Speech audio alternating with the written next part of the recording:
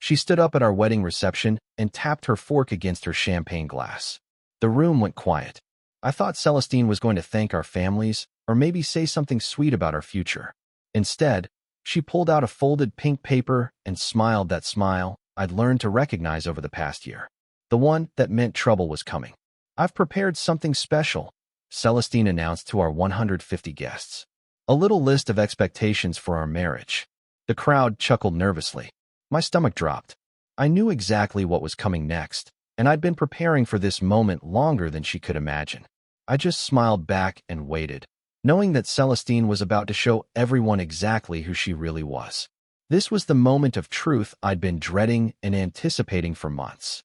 The ballroom fell silent as she unfolded that pink paper with theatrical precision. Her bridesmaids were giggling behind her, clearly in whatever performance she had planned. My best man Carlos shot me a concerned look from across the head table. He knew what this might be. We'd talked about it extensively during our bachelor party weekend just 2 weeks ago. Rule 1. Celestine read aloud with confidence. No boys' trips without my approval. Rule 2. All major purchases go through me first.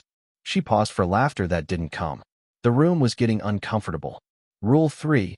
Gym membership is mandatory to keep looking good for photos. The silence was deafening now. My mother's face went pale as a sheet. Her father actually started clapping enthusiastically from the front table. That's when I knew Celestine had crossed the line I'd drawn months ago during our therapy sessions. I stood up slowly, my heart pounding, but my resolve firm. I took the microphone from her manicured hand and said the words I'd been practicing for weeks in front of my bathroom mirror. "Thank you, Celestine. Now let me share something too." The room went dead silent. She looked confused, then worried, then panicked. She should have been very worried about what came next. Her smile faltered as she realized something was wrong. This wasn't going according to her script. The control she thought she had over the situation was slipping away fast. Her bridesmaids stopped giggling and started looking concerned. Even her father stopped clapping and leaned forward in his chair. 6 months ago, I said into the microphone, my voice steady and clear despite my racing heart. I started seeing a therapist about our relationship. Not couples therapy, just me, Kieran Walsh, trying to understand why I felt so small around the person I was supposed to marry. You could hear a pin drop in that elegant ballroom. Celestine's face went from confused to panicked in seconds. I learned about healthy boundaries, about mutual respect, about what real love looks like. I continued, feeling stronger with each word. Celestine reached for the microphone desperately, but I stepped back smoothly. I also learned that people who truly love you don't try to control you in front of your family and friends. The silence was absolutely deafening now. Her bridesmaids looked mortified and confused. I could see my parents in the audience, their faces a mixture of pride and concern. My mother had tears in her eyes, but she was nodding encouragingly. My father sat up straighter in his chair, his jaw set with determination.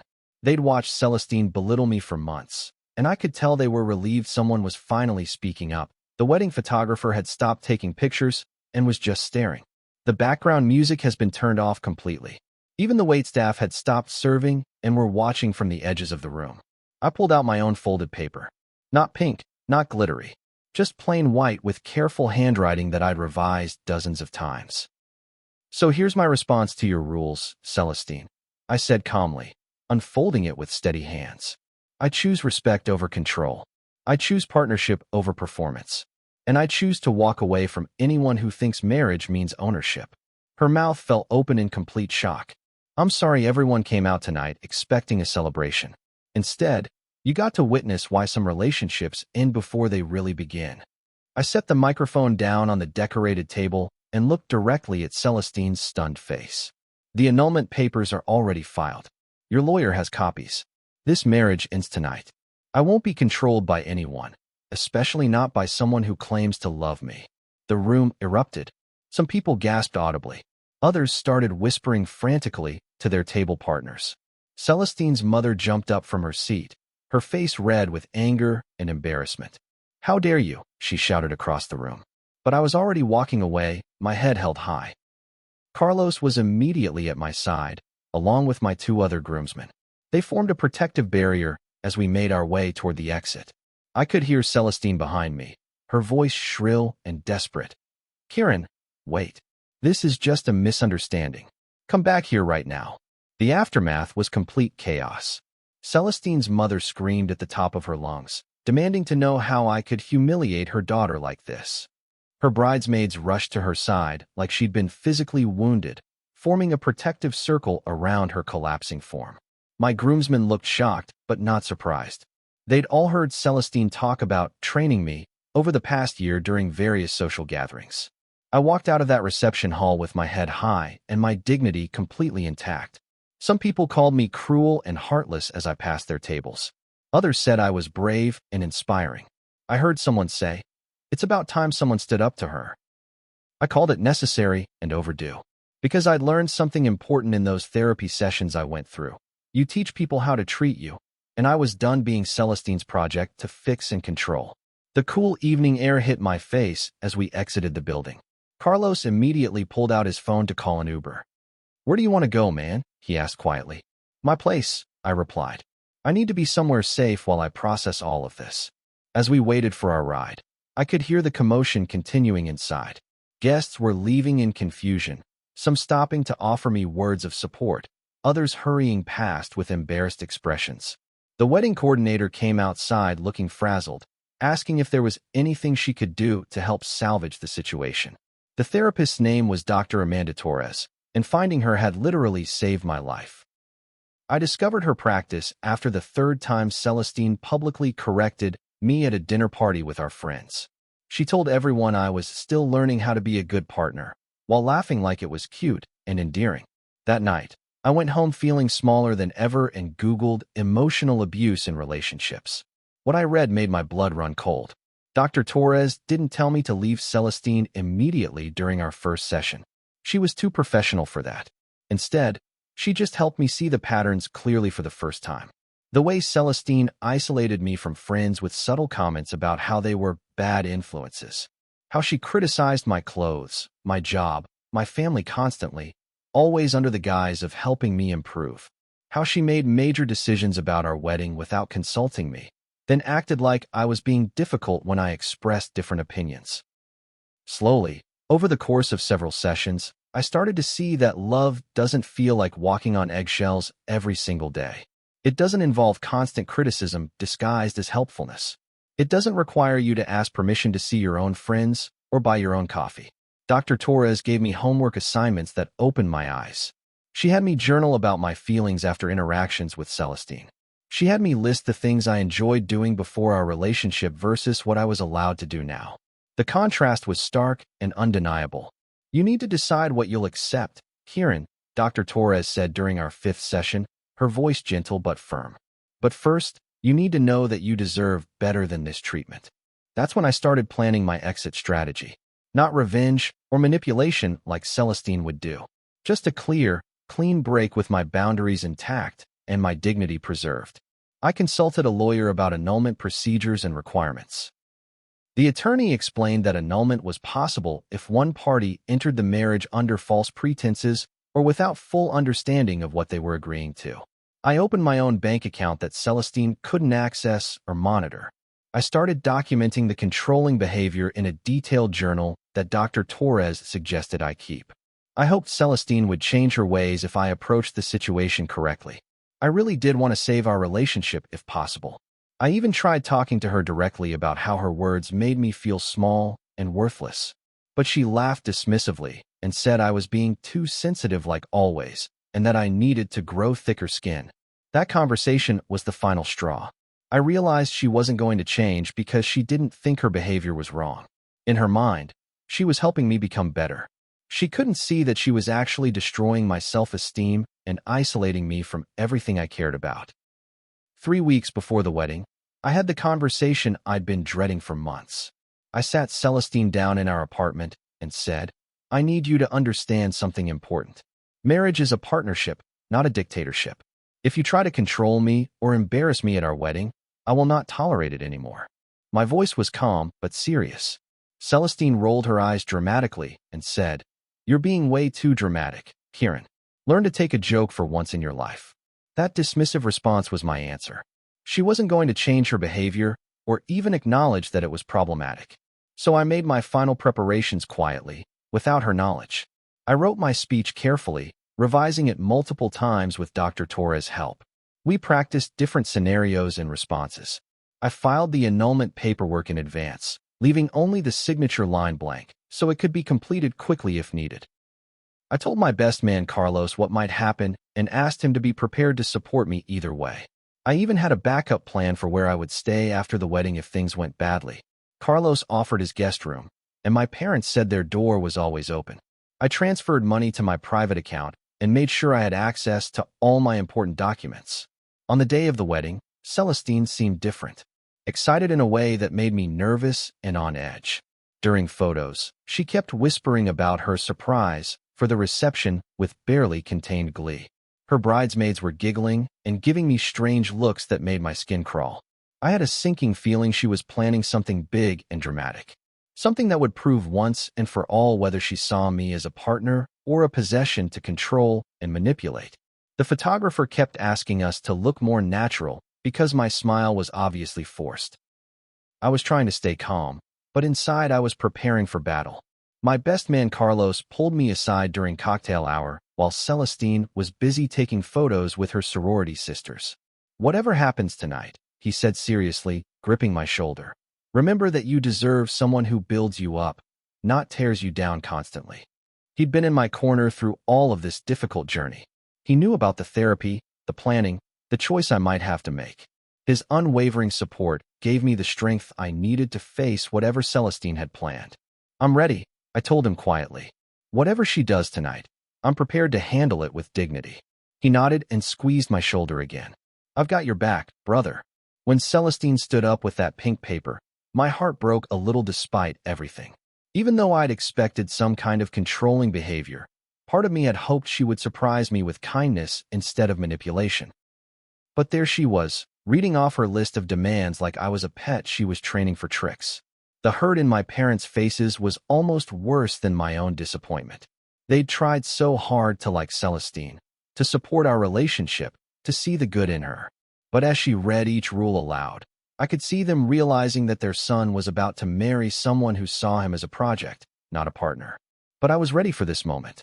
I'd practiced this scenario countless times in therapy, in front of my mirror, with Carlos listening patiently. I knew exactly what I was going to say and how I was going to say it. I stood up not in anger, but in self-respect and dignity. This was my moment to choose dignity over dysfunction, to show everyone, including myself, that I knew my worth as a human being, to demonstrate that love doesn't require you to make yourself smaller to fit someone else's vision of who you should be. The words came out steady and clear. I'd practiced them so many times they felt completely natural, like a speech I'd been preparing my whole life for. Marriage should be about lifting each other up, not keeping score or making controlling rules, I said into the microphone. Celestine's face went through so many emotions, I almost felt sorry for her. Almost. But then I remembered all the times she'd made me feel small and insignificant. All the ways she'd tried to change me into her ideal version of a husband. All the red flags I'd ignored for too long because I thought love meant compromise, even when the compromise was my entire identity. Real love doesn't need rules because it's built on respect. I continued with growing conviction. What you just read isn't love, Celestine. It's control. And I won't live my life being someone's project or prize to win. The room was completely silent now. Some people looked shocked and confused. Others nodded like they'd been waiting for someone to say what we were all thinking about Celestine's behavior. I could see faces in the crowd that reflected my own journey. Relief from people who had watched me shrink over the past year. Approval from those who had tried to warn me about Celestine's controlling nature. Pride from my family members who had watched me find my voice again. Celestine's reaction was exactly what I'd expected after months of careful observation. First came denial. It was just a harmless joke. Kieran, everyone knows I was kidding. Then came anger. You're embarrassing me in front of everyone. How could you do this to me? Then came desperate bargaining. We can talk about this later in private. Don't ruin our wedding over a misunderstanding. But it was too late for talking. We'd had months to talk, and she'd chosen to double down on control instead of choosing partnership and respect. Every conversation about her behavior had been dismissed, minimized, or turned back on me as evidence of my oversensitivity. The papers are already filed, I said calmly, looking directly into her shocked and desperate eyes. This marriage ends tonight because it never really began properly.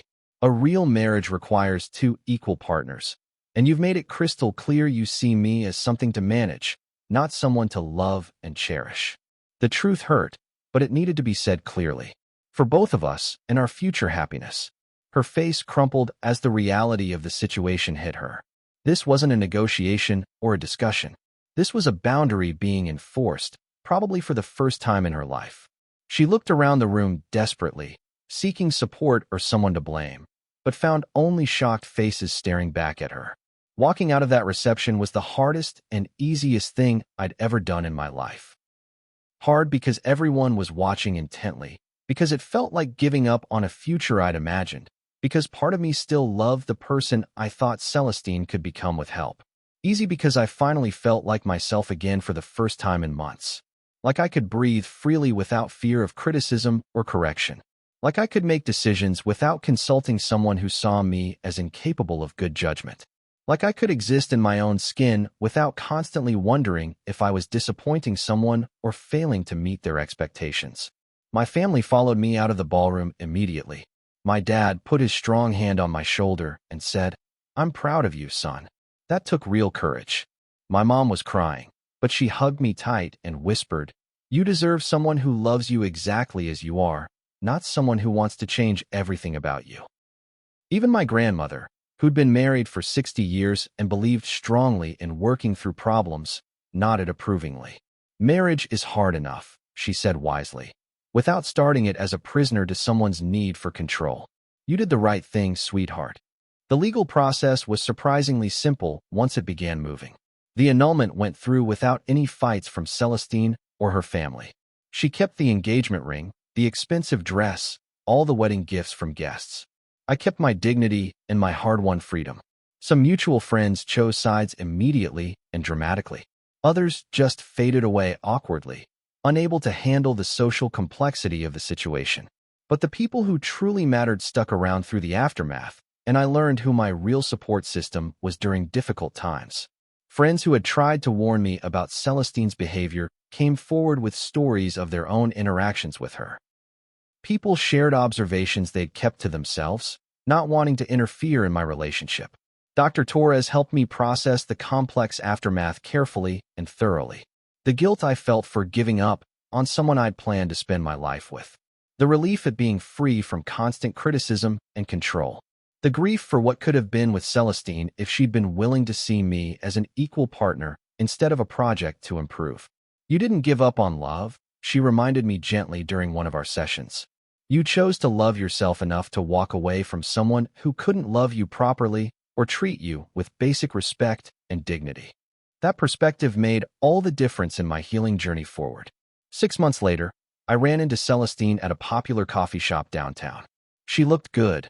Happier maybe, less tense and controlling than I remembered her being during our relationship. We were both with friends, so we just nodded politely at each other. No drama, no anger, just two people who'd learned they weren't right for each other. Later, I heard through mutual friends that Celestine was in therapy too, working on herself and her controlling tendencies with a professional counselor. I hoped it was true for her sake and for the sake of whoever she dated next. Everyone deserves the chance to grow and change, to become a better version of themselves. I started dating again eventually, but differently this time around. I looked for kindness instead of just excitement or physical attraction. Respect instead of passion alone. Someone who saw my boundaries as healthy instead of challenging them or trying to tear them down. Dr. Torres taught me that the right person wouldn't need to be convinced to treat me well. They'd want to do it naturally because they cared about my happiness and well-being. The dating process was slow and careful. I was more selective, more aware of red flags, more willing to walk away from situations that didn't feel right. I'd learned that being alone was better than being with someone who made me feel alone. A year after the wedding that wasn't, I met someone completely new and different at a bookstore of all places. Her name was Camila Rodriguez, and she was nothing like Celestine in personality or approach to relationships. She asked about my feelings instead of telling me how to feel. She supported my friendships instead of competing with them jealously. She celebrated my successes instead of trying to manage or diminish them. It was like breathing clean air after being in a smoky room for too long. Every interaction with her was refreshing and genuine. She had her own life, her own interests, her own friends. She didn't need me to complete her or fix her or be her entire social world. Our first big test came when she disagreed with a major decision I made about my career path. I'd been offered a promotion that would require some travel, and my immediate instinct was to ask her permission or approval. Instead of trying to control the situation like Celestine would have, she said thoughtfully, "I don't understand your choice completely, but I trust that you know what's best for your life and future." That moment showed me what healthy love actually looked like in practice. It was a complete revelation about how relationships could function. There was no manipulation, no guilt, no attempt to control my decisions. Just support and trust, even when she didn't fully understand my reasoning. Camila knew my story from the very beginning of our relationship. I was completely honest about the failed marriage, the therapy, the work I'd done on myself to grow and heal. She didn't see it as baggage or damage that she needed to fix. She saw it as personal growth and wisdom gained through difficult experience. "You know what you won't accept now," she said with genuine admiration. "That makes you a better partner, not a damaged one. You've done the work to understand yourself and what you need in a relationship." Her perspective helped me see my difficult experience with Celestine as strength instead of failure. We talked about boundaries early and often in our relationship, not as rules to control each other, but as ways to love each other better and more effectively. She had her own non-negotiables, and I respected them completely without question or resentment. It was amazing how easy relationships could be when both people actually wanted the other to be happy and whole. The difference was night and day compared to life with Celestine. With Camila, I felt encouraged to be myself, to pursue my interests, to maintain my friendships. She added to my life without trying to reorganize it completely. 2 years later, Camila and I got engaged in a beautiful, natural way that felt completely right. The proposal was simple, private, just us and the sunset at our favorite hiking spot in the mountains. No audience, no performance, no social media documentation, just two people choosing each other freely and enthusiastically. When we planned our wedding, we made every single decision together as equal partners. Not one person controlling the other or steamrolling over their preferences, but two equal partners building something beautiful and meaningful together. We discussed our vision, our budget, our guest list, our priorities. Our wedding was small, intimate, full of people who genuinely supported our relationship and happiness. When it came time for toasts, we stood up together and thanked everyone for showing us what healthy love looked like through their examples. No rules, no control, no demands, just gratitude and pure joy. It felt like a true celebration of love, not a surrender of independence or dignity. I looked around the room at faces filled with genuine happiness for us, and I realized this was what a wedding was supposed to feel like. Sometimes people ask if I regret how I handled that first wedding with Celestine. If I think I was too harsh, too dramatic, too public in my rejection of her controlling behavior. The answer is always no without hesitation. That moment taught me something valuable about self-respect. It's not meant to refuse to be diminished by someone. It's necessary for mental health. Sometimes the kindest thing you can do for someone is show them their behavior has real consequences. Celestine had never faced a boundary that couldn't be crossed or manipulated. My public rejection of her control was probably the first time anyone had said no to her and meant it. Celestine eventually reached out, years later, to apologize sincerely for her behavior during our relationship. She'd done her own work in therapy, learned her own lessons, and found her own healthy relationship eventually. "You were right, Kieran," she said honestly during a phone call that lasted over an hour. "I was trying to control you because I was scared of losing you. But controlling someone is the fastest way to lose them forever." Her growth made me feel proud, not vindicated or superior. It takes courage to look at your own behavior and admit you were wrong. It takes strength to change patterns that have probably existed your whole life. The story went viral when Carlos posted about it online, calling it the most respectful breakup in wedding history. People debated whether I was brave or cruel, whether Celestine was controlling or just nervous about marriage. Social media was divided, with some people calling me a hero and others calling me heartless. But the responses that mattered most came from people who'd been in similar situations with controlling partners. "Thank you for showing me it's okay to walk away," one person wrote. "You gave me permission to choose myself and my happiness over someone else's need to control me." Dr. Torres framed one of those heartfelt messages in her office.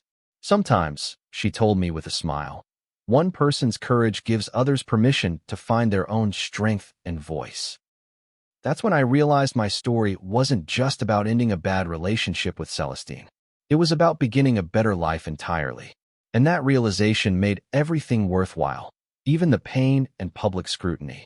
If my story helped even one person recognize their own worth and walk away from a controlling situation, then the whole experience had served a purpose. Looking back now, 5 years later, I'm honestly grateful for all of it. The controlling relationship that taught me my worth and showed me what I wouldn't accept. The therapy that gave me tools for healthy living and self-advocacy.